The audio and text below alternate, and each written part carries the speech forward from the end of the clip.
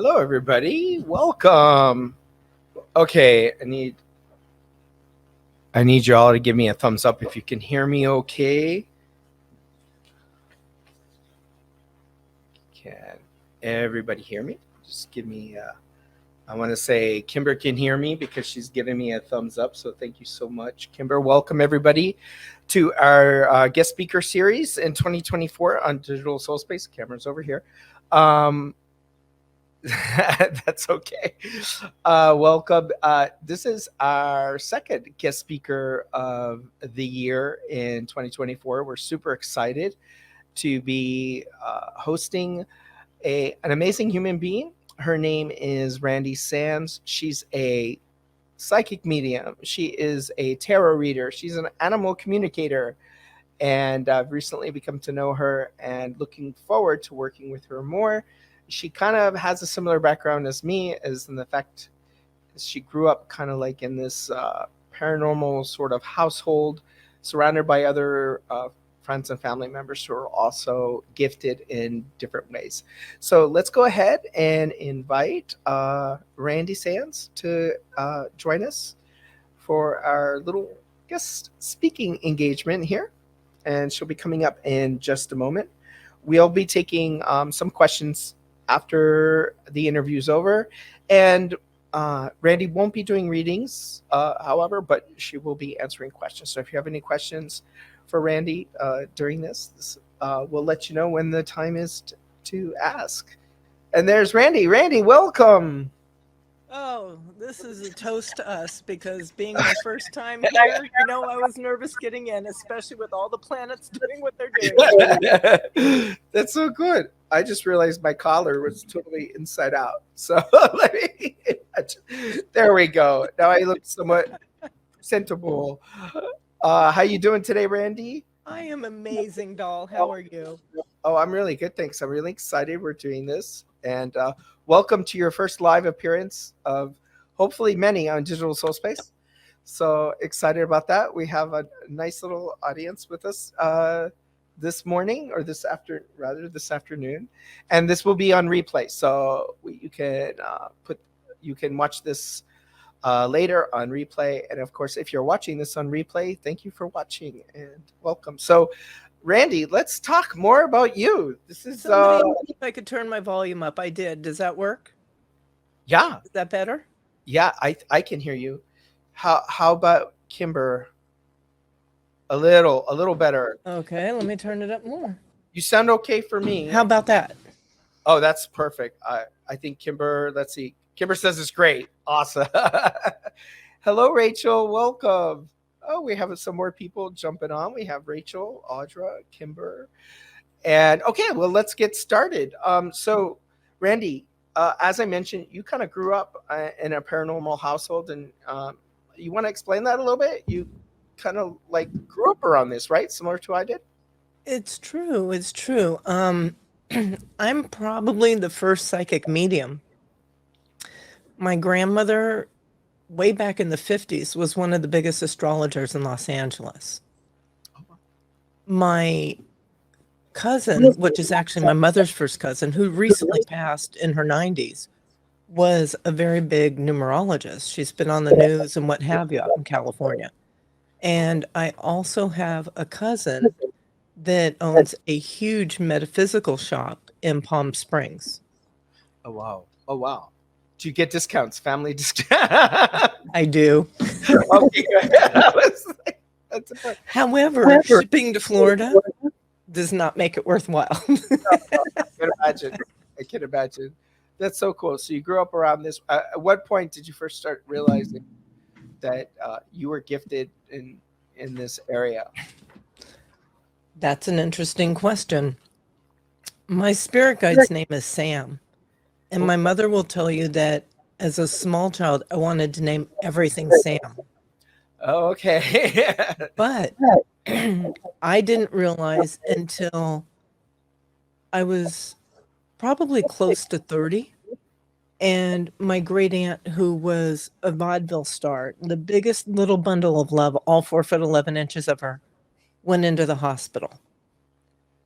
At 93, she had congestive heart failure, and her daughter, the numerologist that just passed, said, "I wish my mother would go. I just don't want her to suffer." I said, "Oh, she's not going yet." And she looked at me and her face fell.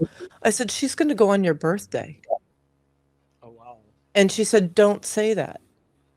8 a.m. on her birthday, my aunt passed. Oh wow. And how And old? that was when my whole life changed. And how old were you when that happened? I was either very close to 30 or just squeaking into my 30s. Okay. And would you say that at that time were you experiencing a kind of awakening at that time, or was this just like random? I would say that that's when I started to realize and work with my gifts. Before that, um, like a lot of mediums, they were there, Right. but it was like everyday life. You didn't understand that it was something different. Do you Right. understand what I'm saying? Oh yeah. No, absolutely. Like a lot of my students, once they go through class, they're like, "You know what? I've been doing this my whole life." And I'm like, Yeah, absolutely. It's just it's that awareness which we all come to, and I think most of the people that are watching can relate to that. Absolutely. Now you're also an animal communicator. that's where I started. Okay, you started, and did you start that much younger, or No, that's where it started beginning. okay? Um, So it's like almost like this, like an awakening of sorts, right? You're just like, wow, I'm getting information from animals. I'm getting information from people, and well, I would say that's where my comfort level was. okay. I was a top level animal groomer. I used to travel the country teaching animal communication. Now I travel teaching this. Oh wow, that's right. Okay, okay, because I'm making a connection here between your Monday night, your Monday Tuesday night coffee house thing, which we'll talk about later.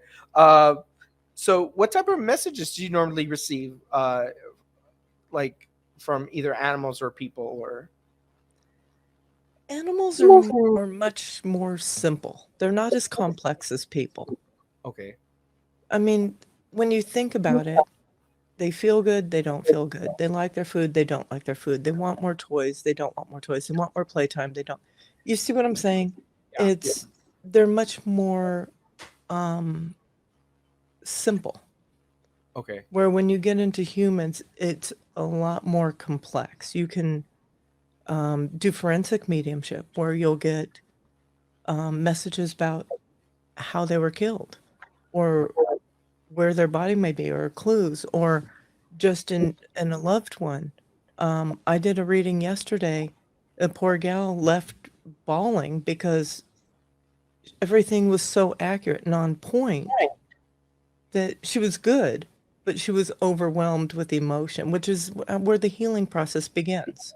right, yeah, absolutely, So I was telling her about loved ones in spirit. I was telling her about her father, who I told her he has Alzheimer's. He's getting ready to transition. And, so you'll get a wide variety of things. Probably the strangest thing I ever got from a spirit was an image of a giraffe in a living room. as Now, opposed to an 800-pound elephant, right? I've got to tell you, it takes a lot of cojones to tell somebody you're seeing a giraffe in an elephant or a giraffe in a living room. Yes. But it was somebody that worked with giraffes, and there was a picture of them with a giraffe in the living room. Oh wow, wow. That's so neat. So I guess your advice is sort of like for that kind of situation, that when you are a medium or when people are exploring mediumship, that whatever imagery you're getting in your head, don't discount it. Give what you get. And that's that. Now, have you ever what sort of challenges do you encounter being a psychic medium? Like um, any obstacles or anything like that you would come into play, because you actually do this for a living? Oh, yeah. Oh, yeah. And what sort of challenges are involved in that? Um, Define that more for me, if you would. Like perhaps from finding clientele, maybe from like a business perspective, because you do this for a living. Do you get most of your like? Is it easy to find people to read, or how does that work? This is a tough arena for most people to break into. Okay. I do a lot of traveling. For me, traveling is the roughest because I'm always on the go. Right. Like I actually went today and bought a scheduled book because putting it in my phone just wasn't working well for me. And I put my whole year out into the planner this morning. For a lot of people, their problem when it comes to breaking into this arena is if you have a lot of money to throw at it Hmm. in a team behind you, marketing, IT, so on and so forth, it's easier. If Okay. you don't have a lot of money to throw at it, you're going to go by trial and error. And what I would suggest to somebody, if they're trying to break into it and they don't have a lot of money to throw at it, find find spiritual fairs in your area and go work them. Oh, okay.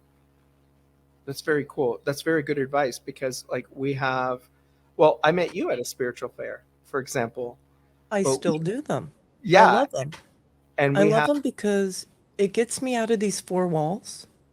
I mean, don't get me wrong. I love I love my four walls. I love my crystals. Um, but it gets me out, it gets me social. And regardless of how big a clientele you have, you will always have attrition.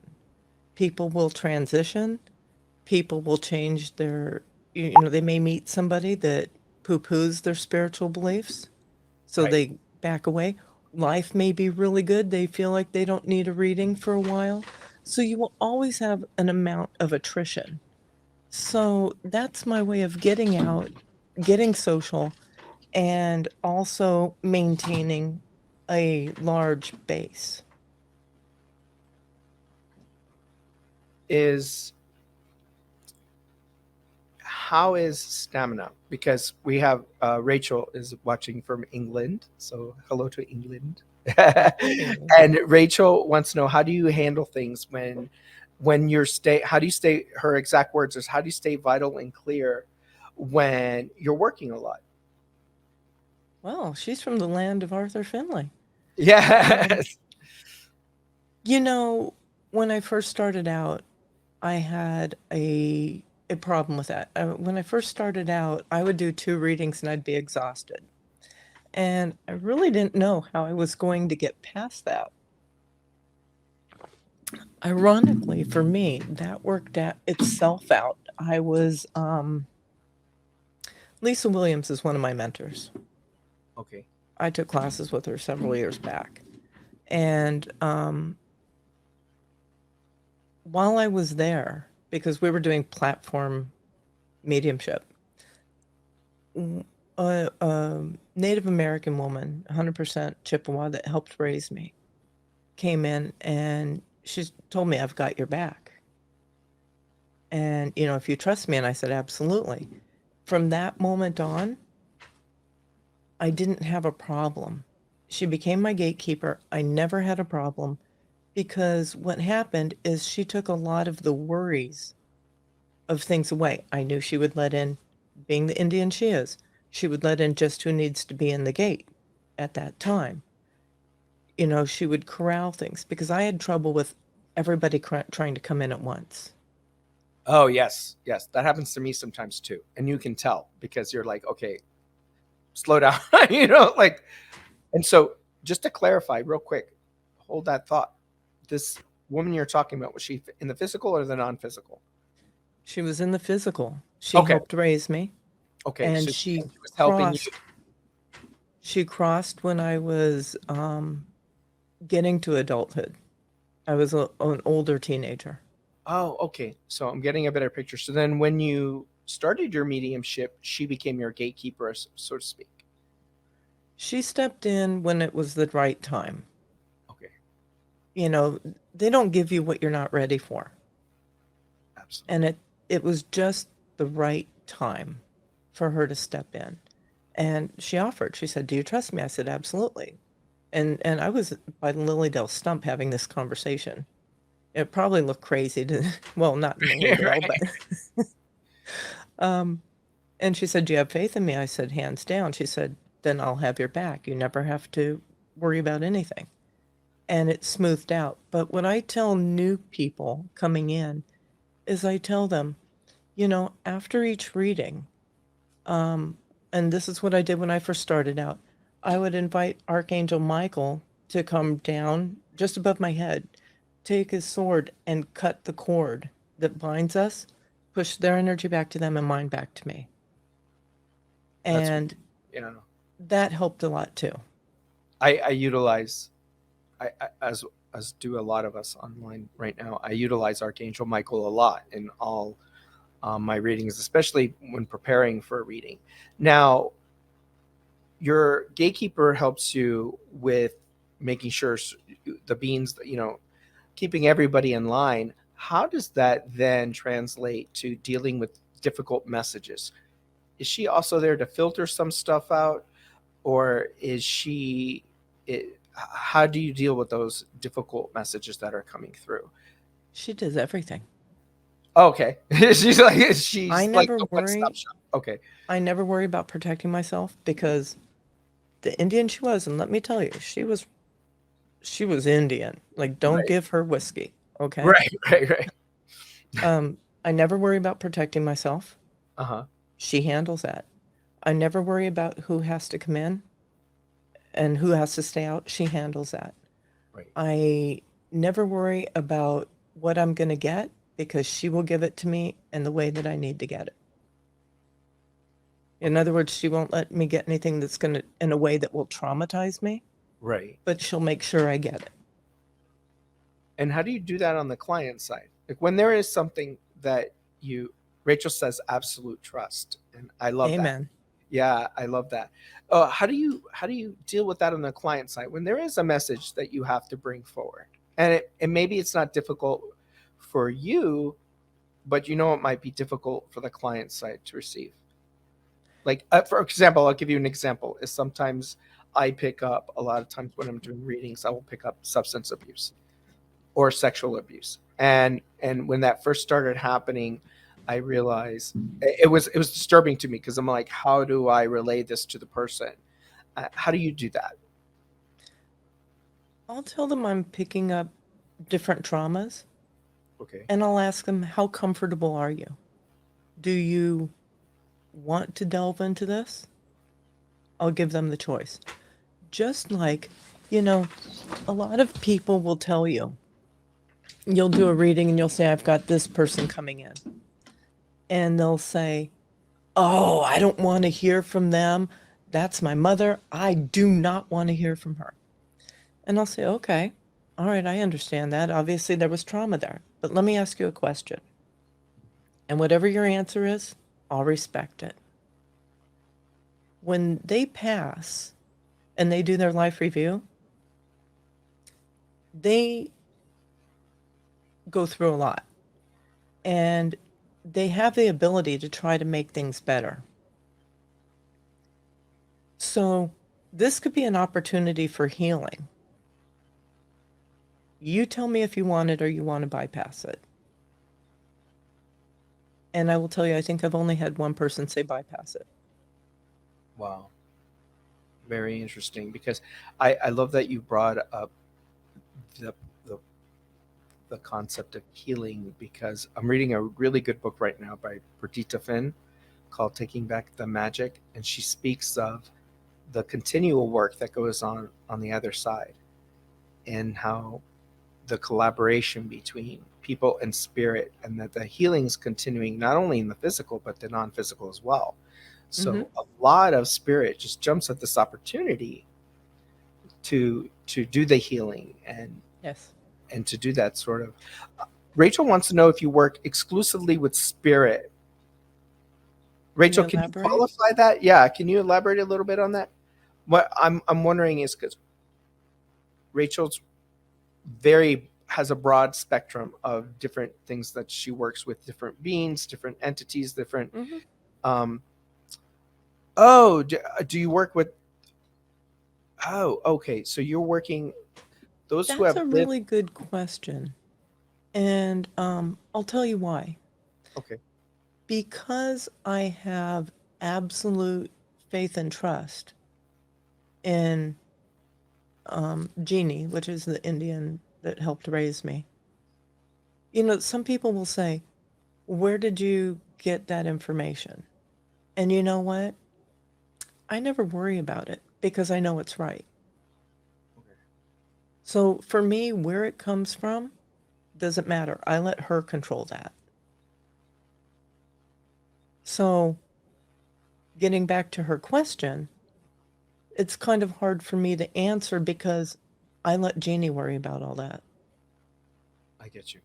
And Jeannie's, and right now she's like your non-physical guide or your She gatekeeper. absolutely is. Yeah, as a gatekeeper. And Rachel. I've put together a power crew. Uh-huh. I have Jeannie as the leader, my Aunt Arlene, all my spirit people are right here. I keep them right close to me. Um like this was my Aunt Arlene, or is. I've got everybody right here next to me. So my power crew consists of Jeannie, my Aunt Arlene, my Aunt Barb, who was bureau chief of the Department of Justice, so great for forensic mediumship, Mm-hmm. my grandmother, the astrologer, my great grandmother, and two of my cousins that passed. So Seven women make up my power crew. lots of ancestral energy then. I mean, tremendous amount relying on ancestral. And I knew Rachel was going to love that because Rachel's big on ancestral ties and stuff. And I find the more I get into my own practice, the more I learn and grow, my connections to my ancestors are increasing as well. Like I had no idea why I was so obsessed with skulls, like totally obsessed with skulls. And they represented something to me and I couldn't figure it out. And I'm buying skulls everywhere. Then it was when I bought skulls in Haiti. I bought their wooden skulls, right, like carvings, and I bought these beautiful wooden carved skulls in Haiti. And I was like starting to get worried. I'm like, what is my obsession with having artwork of skulls? And then all of a sudden, I got the download. This is representative of your ancestors. So when you look at the skulls, it's a way of you visualizing this. This is your ancestors stepping in to help. So I love that you use your I ancestral have connections. I have a set that I'm getting ready to sell that you may want to get. Oh, okay. It's calcite, uh-huh. and it's see no evil, hear no evil, speak no evil. It's three of them Oh, I love it. that Yeah, create the set. I'll definitely take a look at them. Absolutely. Now, how do you, is there any sort of, how to say, and this kind of is a little bit bleed over from the other questions. Is there any ethical boundaries that you set up that things that you will not talk about at all? I don't know that it's so much in that regard that I have ethics. My ethics are I won't. In other words, if you come to me and you ask about something with so and so over there, I won't delve into that without so and so's permission. Okay. I have a standing policy that if somebody isn't connecting in the first 10 minutes, I'll refund their money. Oh, Because I understand not every day is a good day. We're just like everybody else, you know, not every day are we going to be at our top. Or we may not be the right medium for that person. absolutely. Okay.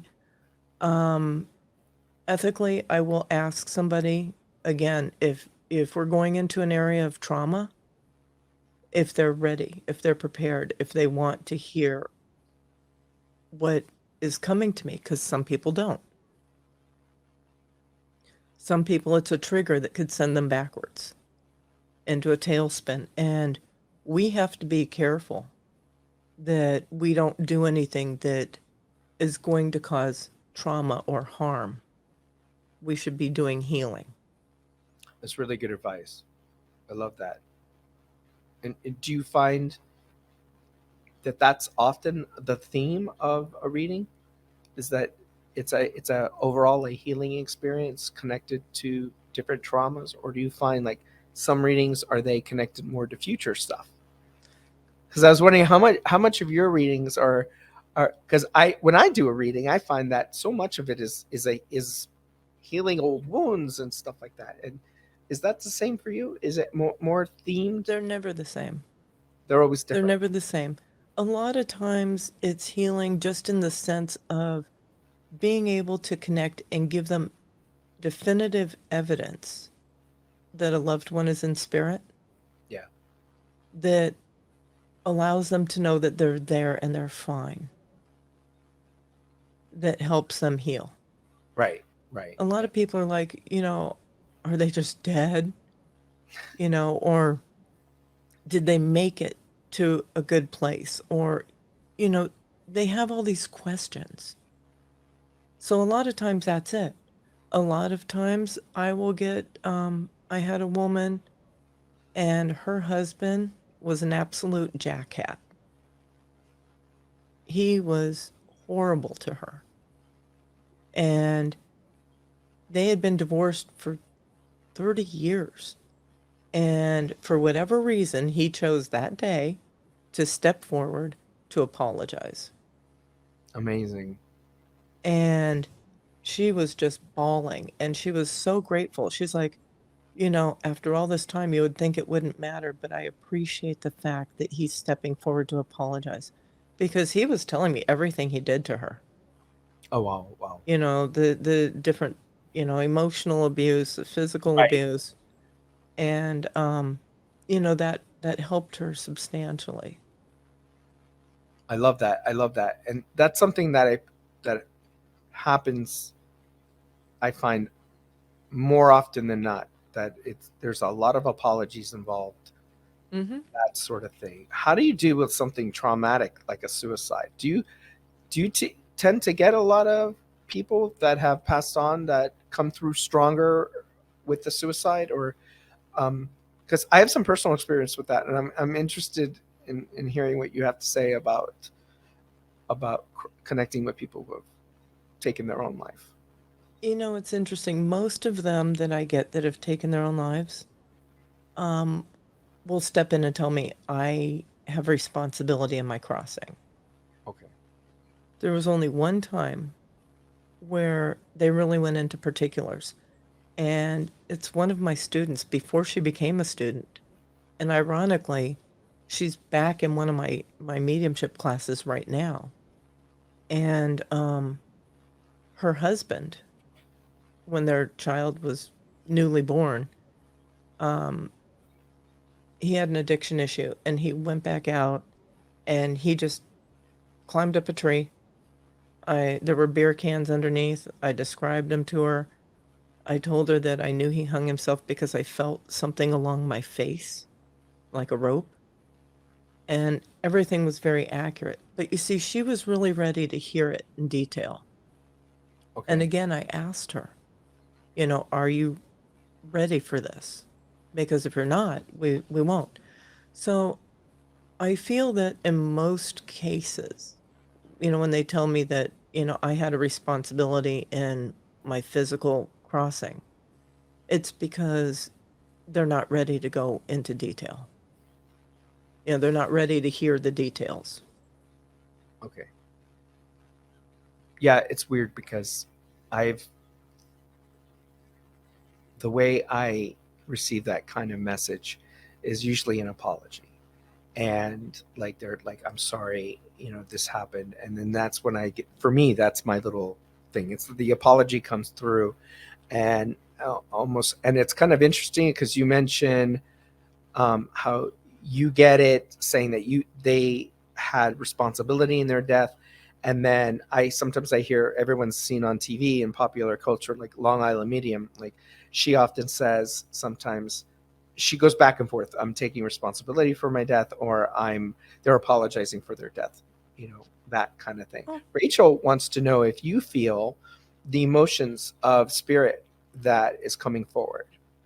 well, actually, that kind of ties into what I was just going to say. So, Yeah. yes, fortunately or unfortunately, it seems that whenever I have a very busy day, I never make it through without crying once, Right. because I'll feel the emotions. I did have one suicide victim. Well, I shouldn't say victim, but I guess participant that told me I had responsibility in my crossing, and I'm good with it. Yeah. Like, no regrets, no Mhm. whatevers. It's like, woo, I'm good with it. I'm happy here. I'm flying high, whatever. And it's like, really, dude. And do you have a problem telling people that? Because I know I had that happen about a year or so ago. And I had a problem, like how do I tell people that they're not sorry for doing this, that they feel free and released? And then of course you don't want to say to other people, well, this, because there's a lot of how do you say, suicides are up, especially LGBTQ plus community. There's a lot of kids, teenagers that are having issues with depression and mental health issues, right? And right now our healthcare system isn't adequate enough to support all these people. And so, personally, I feel like I want to tell. I found myself stuck between a rock and a hard place because I want to tell people that they're comfortable with their choice to end their life, and at the same time, I don't want to encourage people. Hey, go ahead and end. Yeah. Sometimes that's what people do. How do you deal with that sort of I think conundrum? it's all in the wording. Okay. Like, I'll tell them that they're feeling free of the constraints that they struggled with here. I won't necessarily tell them, oh, they're happy they did it, Yeah. because that could be hurtful. Like, oh, they didn't love me or care about me enough. Right. Right. But I find that if I tell them that they're free of the things that burden them here, you know, the darkness that they felt here, people are, oh, I am so glad to hear that. It's it's a healing thing for everybody. And you bring up an interesting point, is that as a medium, as a psychic, I think there's a misinterpretation, at least for me, because I'm clairsentient. So I'm clear knowing, right? That's my strong clair.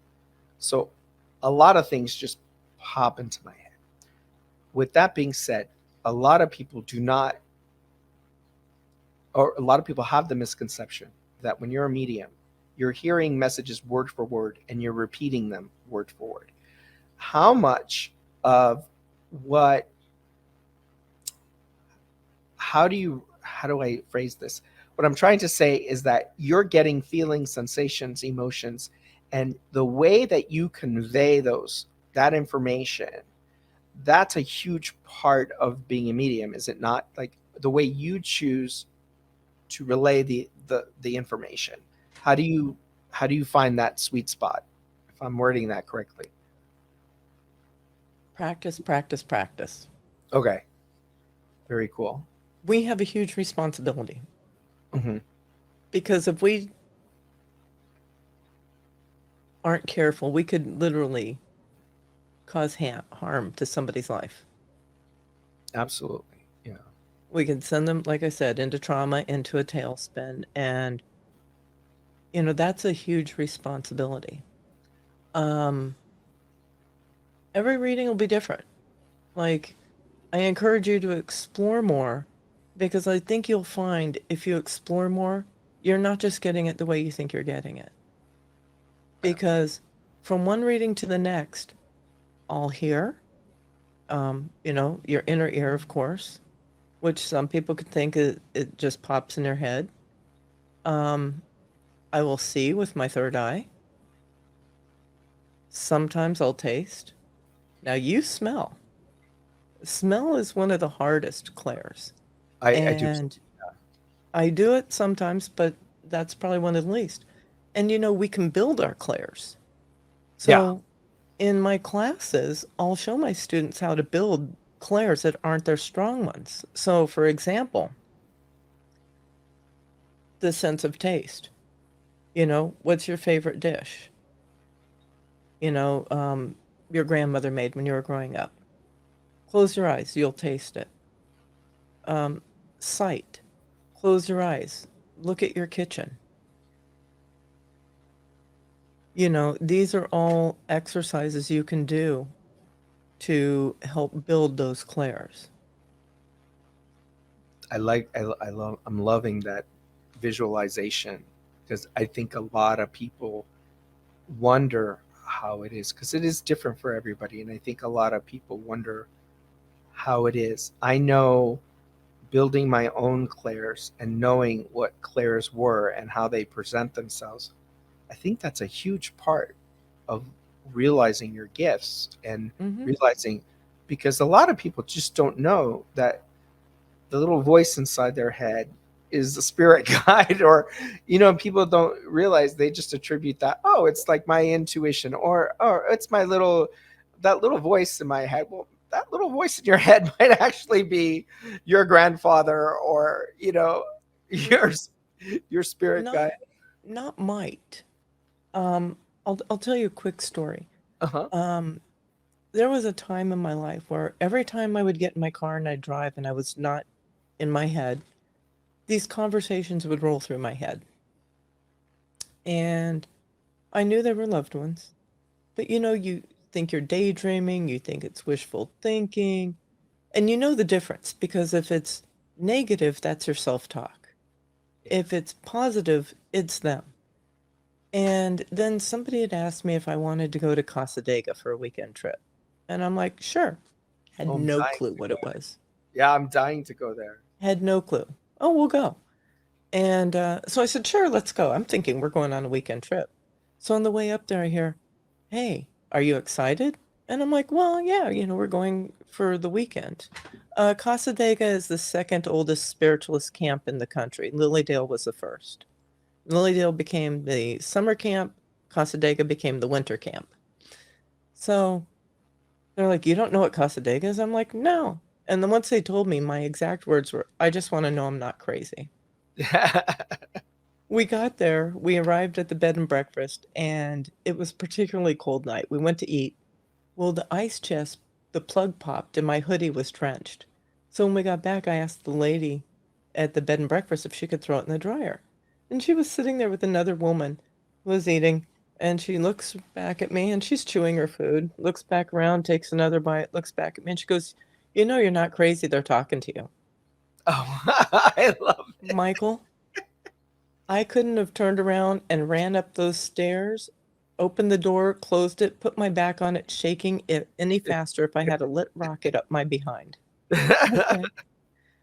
The next day, I'm walking down the street. A woman passes me and she says, excuse me. And I looked at her and I'm like, and she goes, do you see anybody else? And, well, no. She goes, you're not crazy. They're talking to you, right? If the ground could have opened up and swallowed me, I would have been happy. I love it. I was on my way to get a reading from the very woman that does my readings till today. And like I said, Lisa Williams, I was friends with John White, all these people, right? The same lady does them. I sat down and she looked at me and she goes, you're not crazy. They're talking to you and you're going to be doing this for a living. So those voices, those conversations you hear, they're very real. If you feel like you're having a conversation with your grandmother, you better know you are. Oh, how funny. We both have blue glasses.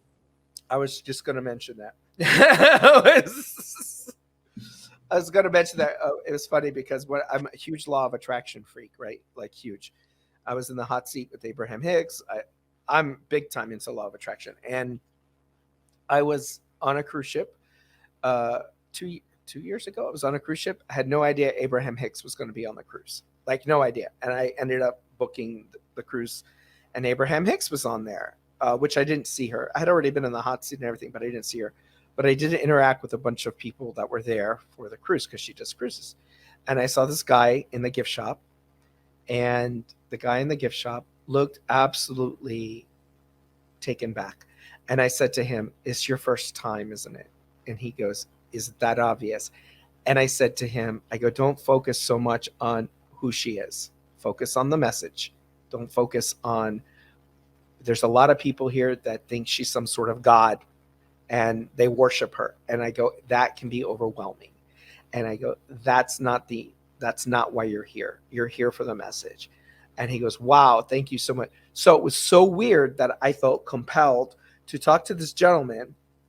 And the reason I brought up the Abraham Hicks thing is because one of the things she does to talk about law of attraction is blue glass. Really? So yeah, blue glass. She goes, "If you ever want to kind of test law of attraction out, think about blue glass for a little bit and see how much blue glass you start seeing in your awareness." She goes, "You'll see walls of blue glass suddenly." And then I was going to mention, oh, we both picked blue glass, and then it circles right back again, doesn't it? And Because look at your fish tank and look at my cabinet. yeah, it's so interesting, right? I love it. Like Rachel often says, or we all say this all the time, you can't make this stuff up. Rachel was commenting as she was, I think you can see the feed as well. That, thank you so much, because that, what you said, she cries a lot. She gets very emotional when she does readings.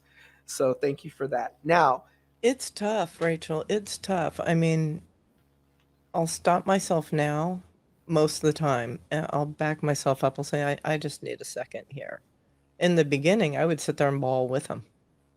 We'd go through a box of Kleenex between the two of us. yeah, no, it's tough. Now, do animals present themselves differently than people? I know you said that their messages are often more simple, but how do you tell the difference? Because I know everybody's experience is different. How do you tell the difference between an animal coming through or a person coming through? Animals will usually see them. Okay. Like I was talking with a sitter the other day, and I said, "Okay, who's the brown dog? Who's the brown dog I'm seeing?" And "Oh, and that's so and so that loved my husband." "Okay, well, they're both there together." so I always found that that's so amazing. The I I used to watch before my awakening process. I used to see psychics, and I used to say, "Oh, the dog is here," and I would be like, "Wow, how does?" And then it started happening to me, and then I'm like, who's the little white dog? Amazing, just enough to pop in, say hello. It's almost like they do in real life, right? They walk into a room, they'll kind of like, hey, pet me a little bit, and then they walk out. And I notice that in readings all the time. They walk in and they walk out. How do you Before now? you go there, Uh-huh. I had a client that tried to play a fast one on me once. Oh, did you? I love these because I was going to talk about skeptics. Oh, go ahead. She tried to play a fast one on me. She Uh-huh. said, "I'd like to connect with my dog so and so." And we connected, and I read that dog. And of course, none of us, as you said, are gods, Mhm. because there's a reason why there's the word medium. We could be as good a medium as we want to be, but if spirit doesn't show up and participate, we don't have a thing. Okay? But this dog came in, and I read this dog. Spirit was there and knew what was going on. She started bawling. And when I was done, she told me, "Do you know that dog died 50 years ago?" Oh my gosh. So was she trying to like be like, "Oh, no way, she gonna pick up on this dog," or? I can only assume, Uh-huh. but she tried to pull a fast one. And how do you deal with that? How do you deal with skeptics? Like, I do don't worry about them because they become my best clients. oh, I love that. I love that. That's such a healthy perspective on And skeptics. when you talked about ethics, that's another thing that I have is ethics. I will not read for somebody that has somebody deceased until they've been gone at least 6 months, Oh, interesting, interesting. Why is that? Can you explain? because they need time to heal. Oh, so it's the person, not the person who's crossed over, but the person who's still here. And when they cross over, they've got a lot going on too. Yeah, yeah. So you got to give them a minute too. Um, there was something else I was going to say. In regards to skeptics. Yeah.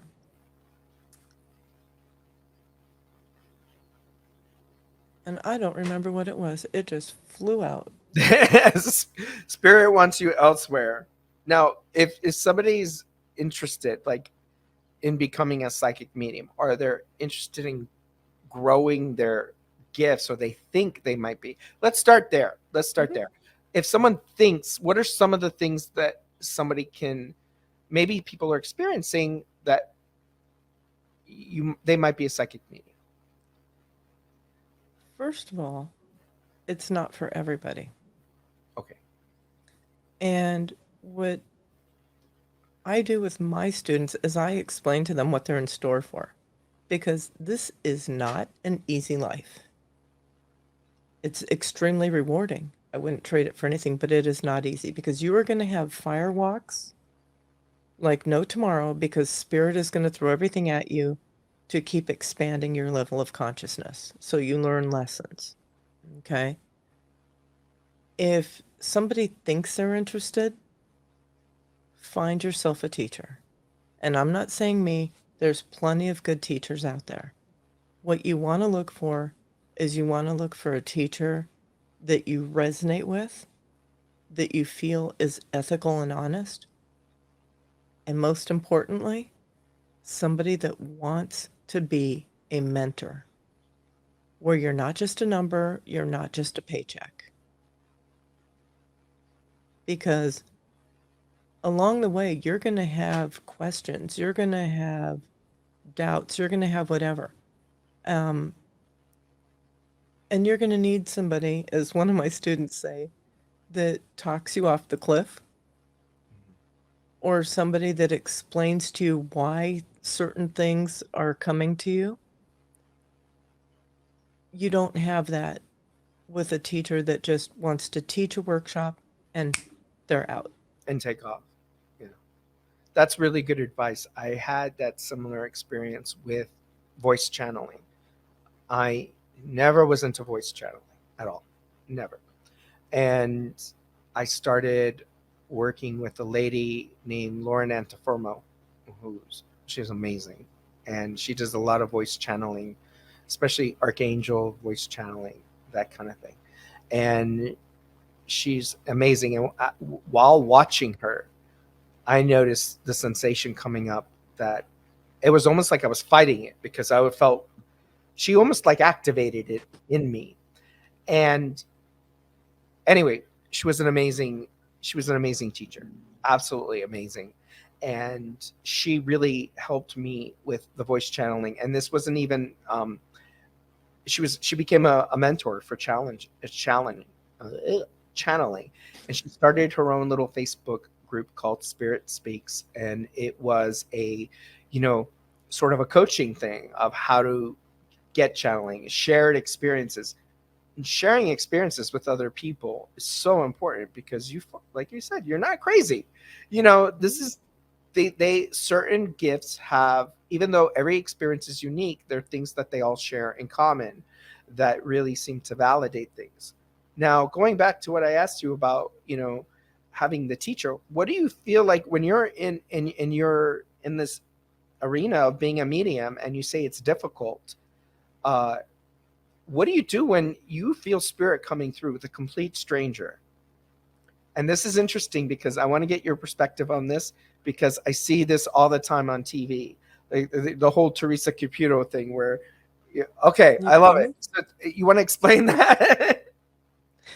First of all, a lot of that is done for TV and Agreed. Yeah. it's set up beforehand. Agreed. Yeah. Second of all, your mediumship should be like a business. It has an open sign and a closed sign. Open for business, closed for business. That's the phrase I use too. Business hours are over is what I say. Yeah. And it is very inappropriate and, in my mind, unethical and irresponsible to walk up to a stranger and just start giving them a reading. Now, If you're feeling this overwhelming need, then perhaps walk up to them and say, listen, I'm a psychic medium. I don't know how you feel about it, but I've been drawn to you. There's somebody, on the other side that wants to communicate. Are you open to it? Because at least that way you're respecting their boundaries. Because it may be somebody that doesn't believe in it. Yeah. It may be somebody that's not prepared. And, how do you walk up to somebody in public and deliver a message that could potentially make them break down in a public spot? Yeah. And they're not prepared for that. Yeah. And that's something I wrestle with because I've heard both sides of the coin. And I like your explanation, and because I like your explanation because it lets me off the hook. Because a lot of times I get incredibly strong, like you feel spirit coming through, and I'm like, not now, not now, not now, because I'm like, no, I'm not doing this because it's that strong. Mel wants to know, and I think this is good advice for everyone. Mel wants to know. Mel is watching us from California, and she wants to know, how do you close? My home state. No. Woohoo! Californian, born and raised. Um, Before we get there, and I'll answer that in just a second for you, Mel. Um, if I see somebody out and I'm compelled, I will walk up to them and I'll say, listen, I'm a psychic medium. There's somebody that wants to, on the other side that wants to communicate with you. I'm going to give you my card. You think about it. And if I'm compelled to do that, then I'm going to do the reading for free. So I'll say, here's my card. You think about it. I will do it at no charge if it's something you want because they really want to talk to you. So now getting back to Mel, Mel, you control spirit. Spirit doesn't control you. And you set your boundaries and they have to comply. So, I do it very simply. If I'm not actively working, I'm closed. Rachel loves that advice, and I was waiting for Rachel because I can't tell you how many times Rachel has schooled me about this, because Rachel's even had dreams where she's this is interesting. I need to share this story because Rachel's had dreams where she sees spirit coming through my room, like literally through my bedroom. She's convinced there's a portal in my bedroom. And then my friend Justine, who's incredibly talented, amazing witch. She does shamanic journeying here on Digital Soul Space. She's like, Michael, your bedroom is crazy. There is everything's going through your room. And so it's interesting you say that because Rach, I have the issue. Here's my problem. I'll tell you, is I have the issue where I want to have these experiences because I want to grow as a psychic medium. I want the validation of having, wow, like one time Native American voice waking me up, like with the chanting, and then hearing it going from one ear and then circling around me. I love those experiences because I'm like, wow, this is the real thing. Because I'm very, the other half of me, I'm a very scientific person. I love science. I wanted to be a biologist. Growing up, I chemistry, I love science. So I'm always looking for the increased validations of, yeah, this isn't made up. This isn't in your head, sort of thing. So I that's one side of the coin, is that I want to experience these things. The other side of the coin is that, okay, I don't want to be woken up at 3 a.m. by someone shouting my name, or someone's um one time, and I swear it was my grandmother. It was my grandmother on my mother's side smacking me on the leg while I was sleeping. And this is something she would constantly do when I was a kid. She would tease me, smack me with a spoon, like to tease me, right? This is a Serbian grandmother. Okay. So what advice could you give somebody? I Shut it down. Shut it down. Yeah. Listen, being open all the time is going to do nothing but make you go crazy. Maybe that's my problem. It's like Yeah, white noise all the time. yeah, yeah, So why do we want to do that to ourselves? yeah. You know, now it's one thing your intuition, like, do this or don't do that, you know, um, but getting message from spirit is different. Right. You can shut that down. The way you build that, Michael, is practice, practice, practice. Mhm. So do active readings where it's on. Right. But when you're not doing an active reading, shut it down. Yeah. You just, I'm sorry, we're closed. You set up your boundaries with your guides, just like you can create your own language with your guides, with Hmm. symbols. Oh yeah. But what I caution people is don't get too hell bent on a symbol being a certain meaning. Okay, it's like shorthand in our mediumship, but let's say a yellow rose. You see a yellow rose. Well, that could be because somebody gave this person a yellow rose. But what if they had a rose bush in their garden that had yellow roses? Okay, so you have to have a little flexibility in that. Exactly. And Yeah. you want to get better at mediumship? Be a Hollywood reporter. Ask spirit a million questions. Oh, I love that. That's excellent advice. If you see a wallet, okay, why are you showing me this wallet? What is it about this wallet? Did somebody give this to somebody? Is there something particular in it? What is it about this wallet? I love that. Now, do you, and let me, because I don't want to go over with time, because I know some Mhm. people have questions. What do you, how do you see apparitions? I'm interested in this, and I'll tell you why. Because as a child, I saw them all the time. As an adult, sometimes. I worked in a very haunted building downtown, and so I used to see them downtown Miami, in the building. Like one time, I was so pissed off because I saw my boss like this, and I looked over to say, okay, what did I do now? And he wasn't there. But I saw him in the corner like this. And then the location where I saw him is also where I got literally poked in the butt. Like someone went boop. And I thought it was my coworker. And I jumped up and I was like, hey, nobody there. But my other coworker was in that same spot. And somebody grabbed her by the shoulders and moved her. Like, because there was a wall right there. So anyway, the whole point, the reason I'm asking this is I used to see apparitions a lot, So not now as when I much see you, I know to pinch your butt. yeah.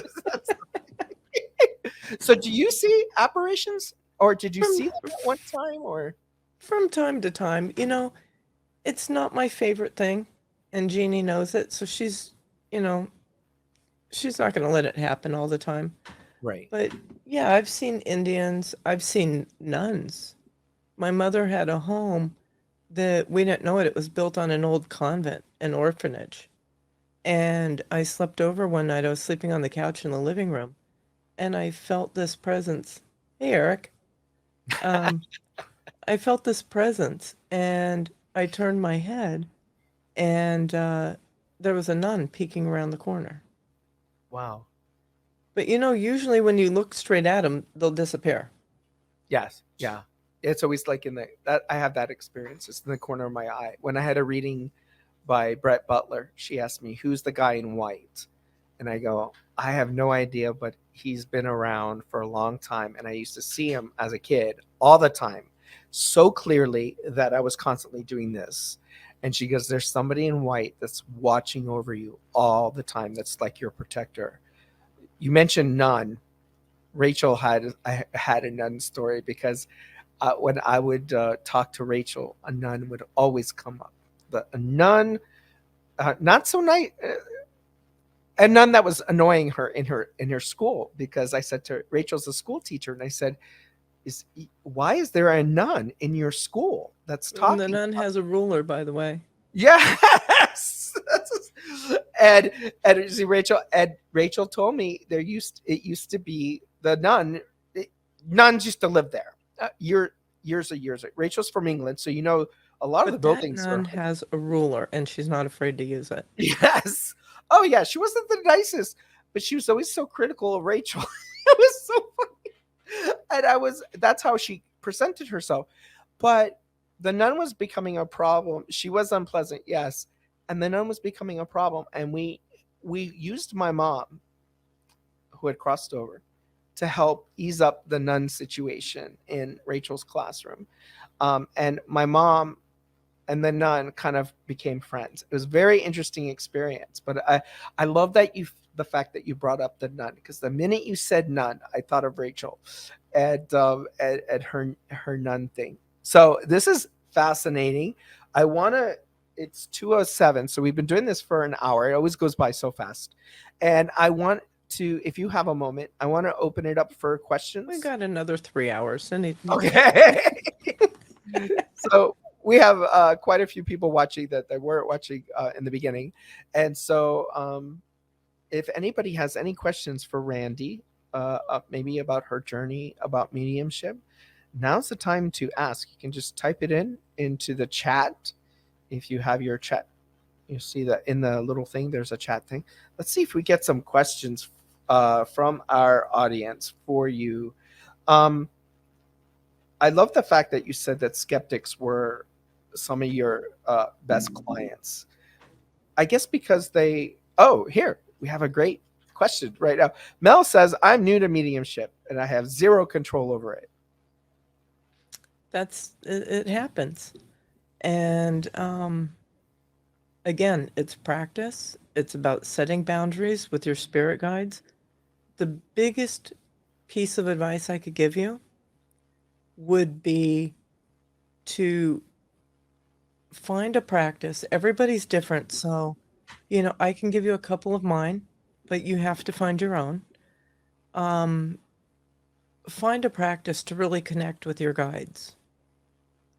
You have to build that relationship. You have to be able to talk. You have to be able to communicate, receive and exchange information.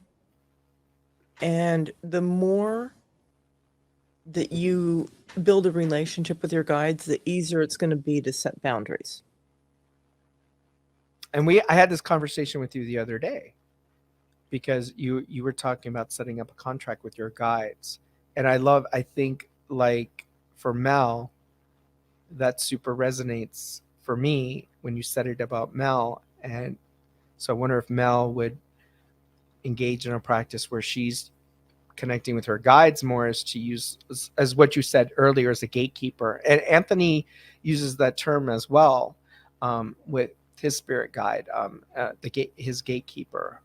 He's very connected to his gatekeeper, and he has to be in doing shamanic work, because you're really connecting to a lot of vibrational things in in shamanism, as you're familiar with as well. Now, I want to ask you, and if anybody has any questions, please pop in. But I want to ask you this question, because this happened to me, and it took me some time to realize what actually was going on here. And then I realized, oh, how clever of spirit is that I was giving a reading to somebody, and a lot of the people who had crossed over, he had a lot in his family, and a lot of people who had crossed over, they were being unpleasant with me. And one of the things they said to me was, and I couldn't believe this, because I said to him, oh my goodness, they said to me, because I was covered in sweat, by the way, that they were trying to communicate at such a frequency and sending me so much energy. I had never been so sweaty during a reading, like really sweaty. And I kept telling them, you have to bring it down. And they said to me, why couldn't you have paid for a real psychic? So when I relayed this to him, he started laughing hysterically, because he was like, that is so them. That is so them. They would totally say something like that. At first, I really thought they didn't like me. And it took me a couple of months to figure out, wow, they were just being the type of person they were when they were here in the physical world, to validate for this gentleman that I was indeed, connecting with them, that was part of, and I thought it was very clever. With that being said, have you ever had a reading where you're feeling uncomfortable? You're like, and that's, I really felt like spirit was unhappy with me at that sense. And again, at first I thought it was negative, but then I realized what was actually happening. What the point was they were trying to bring. Have you ever had that where you're having an uncomfortable interaction with spirit? The one that really stands out is I had a friend, we went to breakfast here in Fort Lauderdale, and she's like, "Do you have time?" And I said, "Sure." She goes, "I want to take you somewhere." Okay, I followed her. She takes me to the cemetery. Like, who takes a medium to a cemetery? Right, right. And there was this one spot, and it's the oldest cemetery in Fort Lauderdale, so it's a lovely place. And she took me to this one spot, and all of a sudden I was having trouble breathing. We're sitting there, and I said, "Who around here died from something with their lungs?" And she's like, "I don't know." And I said, "That right there. Who is?" And it turned out it was a guy that was on the movie Airplane, Leslie something or other. And I Oh, said, what did that person die of? And she Googled it, and it was pneumonia. mm. But I was having a very hard time breathing. Leslie Nielsen. Oh, yes. Rachel and I both got it at the same time. Leslie Nielsen. Mel says, "Can you speak more about the gatekeeper?" Do you see her comment there? Yeah, let me see.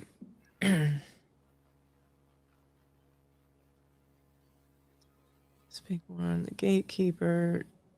Do you mean to pick one?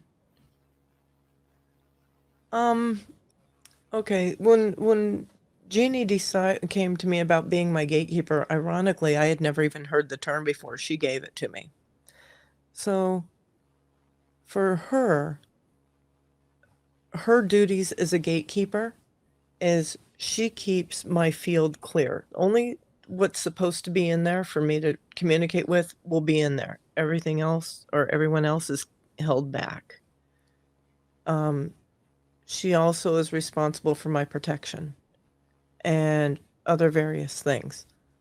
Now, when I am teaching and I talk to my students about a gatekeeper, I tell them either to ask somebody in spirit that they trusted with everything in life, if they would be willing to be their gatekeeper. But here's a caveat. Sometimes your best gatekeeper is the person that treated you the worst when they were in human form, because they have a whole lot to make up for. Oh, yes, yes. And interestingly enough, what you just said is like the second time the first time was I read that last week in that book I'm reading, Taking Back by Predictive Fin, and she says that you'd be surprised how many people who've crossed over want to make or willing to help you in the physical because they felt like they let you down. I mean, willing to help you in the physical because when they were around, they let you down. So I love that you said that. So, Mel, if you don't have any people that you know in spirit, then talk to your spirit guides and ask them. They'll assign one, because you do have people in spirit. Even if you don't know them, you have great-grandparents, great-great-grandparents. My main spirit guide is Sam. Both of my great-grandfathers were Samuel. Wow. I never met either one. Wow. So one of them is, do you know which one it is? How do I know it's not both working together? I love it.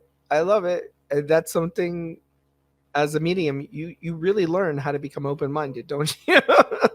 Because a lot of times when I'm doing readings, it happened just the other day. I was describing a gal's father, and then I started talking about him with a pencil.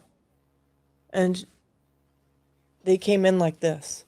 and I had to separate them because the other one was her stepfather. Oh, okay. Yeah. I was talking to her all about her father, and everything matched up. The minute I said the pencil, she's like, that was my stepfather. Because I said, I see him at a desk with a pencil. I said, he was something like an architect, an engineer, a drafter. She goes, he went to school for architecture before he was drafted to the war. And he always had a pencil. So they came in like this. So Yeah. it appeared like one, Yeah. and then I had to separate them. Yeah. And I think that Ask comes one with to step, ask one to take a step to the left and one to take a step to the right. skill, doesn't it? Because I've had three. I have this weird thing that happens when people are setting up appointments with me, that they spirit comes forward as I'm setting up the appointment. And I had this happen to me where I had sat in a car for almost an hour text messaging the person, because one message after another, one message after another. And what I had found out is that I was communicating with three different people. And I had no idea the beginning of one and the ending of the other, the beginning of one and ending of the other. But yeah, it's interesting how, and so I'm still learning that. I'm still learning. And I want to ask you a question about that. I'm still learning how to differentiate when energy shift. Sometimes it's very obvious, but a lot of the times it might not be. Sometimes it's obvious though.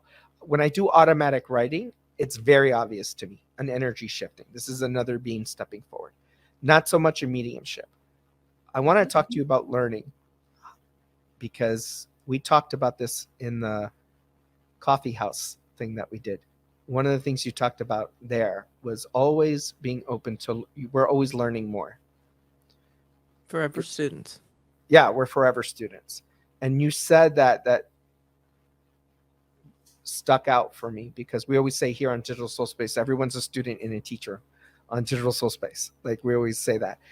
How do you feel? Where do you see yourself? And this will be our last question, by the way. It sounds like a job interview. Where do you see yourself in 10 years with your mediumship? You tell me. Oh, I love it. I'm going to see myself wherever spirit takes me. Yeah. I see you on And TV again, which is interesting because you got that from somebody else. and when I'm you going to be honest with you guys. I do what I call spiritual retreats. Yeah. I will utilize plant medicine. You know, I have one coming Monday, and I find, and it's not for everybody. Right. So don't think I'm advocating this at all. Yeah. I told you everybody works differently. This is what works for me. So I have a spiritual retreat coming Monday. My mediumship always elevates exponentially. Each time I do one. But Michael, with spirit coming in together like that, your biggest clue is when, like I said, the pencil, and she's like, now that's my stepdad. Okay, so let me ask him to separate. And then they'll usually communicate, like it'll be like a three-way conversation. Yeah. I have a piece of paper in this cabinet behind me. The first forensic case I was working on, there were two groups. You like this? Two groups. And our group is working on one case, the other group is working on something completely different on different sides of the building. The next day, everybody came together and they were reviewing the cases. And I went outside at break and I was like, how could I be so off? And Spirit told me, go, I think it was three lines down and draw a line across. Everything on top of the line was the other group's case. Everything below the line was my case. Oh, you had mentioned this to me. Yes, a Spirit Fest. Yes. I'll show it to you at some point. That's But amazing. I'm going to give Mel a little, because I know that Mel's new. So, Mel, what depicts a good reading is a memory, an event, a place. You want to have evidence. Jobs, hobbies, favorite activities, dates. I had a reading the other day where I told a woman, "What's with March?" And she said, because it was her father in, and she said, "That was my birthday." I said, "What was with," I believe it was June or July. And she said, "That's my sister's birthday." I said, "In December." "That's my other sister's birthday." Um, Favorite foods, their car, their home, things they owned. These are the things that make really good readings. So, my suggestion is a new medium is when you're doing readings, try to focus on bringing things like that up. Significant things You're from welcome, sweetheart. That's wonderful. Well, this has been amazing. We're almost at an hour and a half. So I'm And going to wrap this up. I'm going to wrap this up, but thank you. before we do, Yes. what we might want to tell people is that we do have my business is called the Spiritual Coffee House. Yes. It's a vibe, not a place. But we have Spiritual Topic Tuesdays. So on YouTube, you can go and see the topics we've done. Shortly, now that Michael and I have gotten together on this platform, shortly we'll be doing them here. Now we actually do them on Monday nights because I put a beginning and ending on them. So we call it Spiritual Topic Tuesday because they go up on YouTube on Tuesdays. But they're Monday nights at 8 o'clock. And we will talk about all different kinds of spiritual topics. So if anybody has a spiritual topic they would like us to cover, let us know and we'll get it done. Spiritualcoffeehouse.com or The Spiritual House? The Spiritual Coffee House. TheSpiritualCoffeehouse.com. That's where you can find Randi Sands. And Randi, as she mentioned, will be taping Spiritual Coffee House soon here on Digital Soulspace. Trans channeling. You're already getting suggestions. Trans channeling. Rachel says would be a cool topic. Well, Randi, thank you so much. This has been so much fun. I can't believe every time I do an interview, though, I always say the same thing. I can't believe how fast the time went. So, but thank you. This has been amazing. And like I said, you can find Randi at thespiritualcoffeehouse.com. And her event is there. And Mel says, have a wonderful retreat. Thank you, sweetheart. I appreciate it. It's been such a pleasure doing this, and I can't wait to work more with you. And thank you, everybody, for being here. We had a great turnout today, and this will be on replay. So if you want to watch it again, as soon as it's done processing, we'll post it again. And we need to have lunch soon. Yes, we will. Absolutely. Maybe next week. We'll have lunch again. Yeah, that sounds good. Okay, everybody. Oh, Mel, you're so welcome. Thank you, everybody. Thank you, Donald and Mel, Chile, Rachel, Audra, my cousin by adoption, or Kimber. You know what? You don't include that. That's her cousin. Well, that's my cousin, and she when I say adoption she's actually Eric's cousin's wife. So Eric's cousin Donna is married to Audra. Do you consider her your cousin? Oh, absolutely. I love her. The adoption out. With the adoption out. Okay, everybody. Have a wonderful Saturday, and we'll see you again soon. Okay. Bye-bye. Bye, everybody. Thank you for your time. Thank you.